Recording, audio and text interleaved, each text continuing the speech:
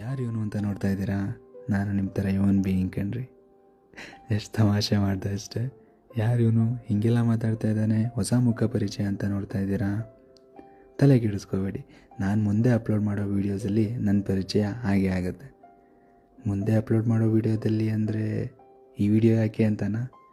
ನಿನ್ನೆಯಿಂದ ಸುಮ್ಮನೆ videos upload ಮಾಡ್ತಾ ಇದ್ದಾನೆ, ಯಾರು ಇವನು ಅನ್ನೋ ಕ್ವಶನ್ ಮಾರ್ಕ್ ನಿಮಗೂ ಇದ್ದೇ ಇರುತ್ತೆ ಅಲ್ವಾ?